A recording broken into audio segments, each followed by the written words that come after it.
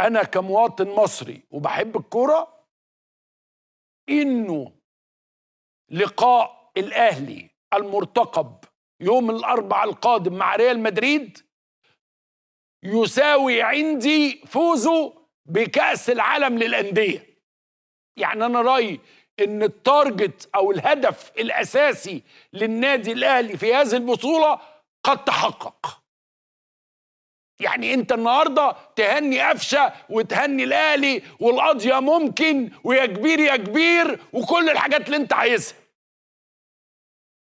القضية وطبعا أخوك قفشة عيلته كلها ده عياله مش أمه بس.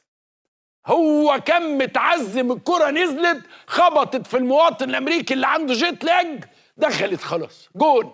فقال له ايه؟ اذهبوا ولعبوا ريال مدريد. هنا بقى دي البطولة. يعني دي البطولة اللي تحب تتفرج عليها، زي ما الهلال كده هيلاعب فلامينجو البرازيلي. دي البطولة. أنا بالنسبة لي لا هي أصله خد البرونزية ولا خد لا طبعا جميل إن الأهلي يصعد ويكمل وكل حاجة، بس مجرد رؤية الأهلي وهو قدام ريال مدريد، قدام نجوم ريال مدريد، هي دي البطولة.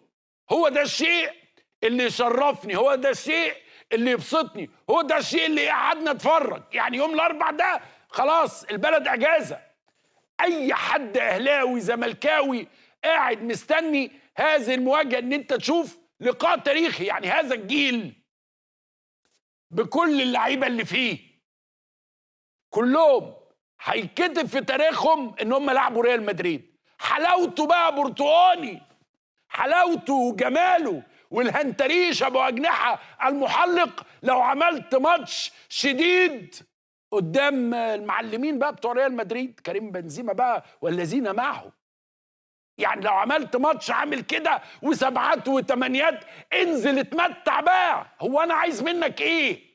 يعني هل انا مثلا قاعد بقول ان الاهلي لازم يكسب؟ لا، انزل اتمتع بقى، انزل وريني، انزل شرف الكرة المصرية، انزل دلعني يا اخي. كفاية ان انت قدام ريال مدريد. ده بالنسبة لي كده.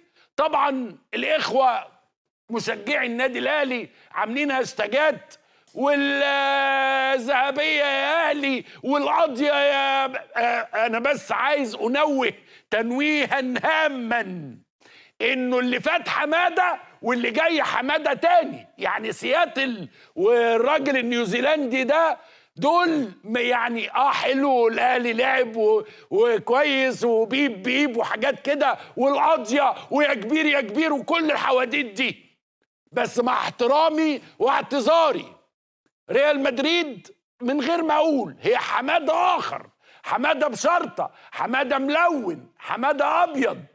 وجايز انه ريال مدريد لابس ابيض هذا الامر يعمل للنادي الاهلي برضه تحفيز.